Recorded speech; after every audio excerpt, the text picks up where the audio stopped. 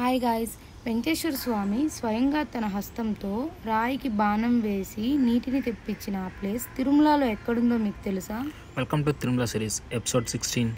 ఆ ప్లేస్ ఏదో కాదు, ఆకాశగంగా.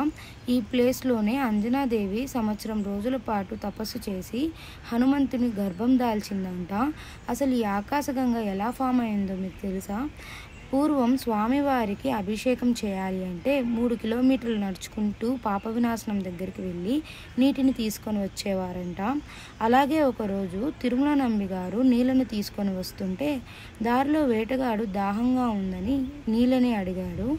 వేటగాడికి నీళ్ళు ఇస్తే ఆ నీళ్ళు అపవిత్రం అవుతాయని నీళ్ళని ఇవ్వకుండా వెళ్తుంటే వెనక నుండి బాణంతో కొట్టి వేటగాడు నీళ్ళని తాగేస్తాడు. అప్పుడు తిరుమల నంబి గారు స్వామి అభిషేకానికి నీళ్లు ఎలా అని బాధపడుతుంటే వేటగాడు తన బాణం ఎక్కుపెట్టి ఒక రాయికి వేస్తాడు. అప్పుడు అక్కడి నుండి నీళ్లు వస్తాయి. అదే ఇప్పుడు మనం చూస్తున్న ఆకాశగంగా. అప్పటి నుండి ఇప్పటి వరకు ఇక్కడి నుంచి స్వామివారి అభిషేకానికి నీటిని తీసుకువెళ్తున్నారు. ఆ వేటగాడు ఎవరో కాదు, ఆ వెంకటేశ్వర స్వామి వారే. మళ్ళీ కలుద్దాం. అంతవరకు స్టే ట్యూన్డ్.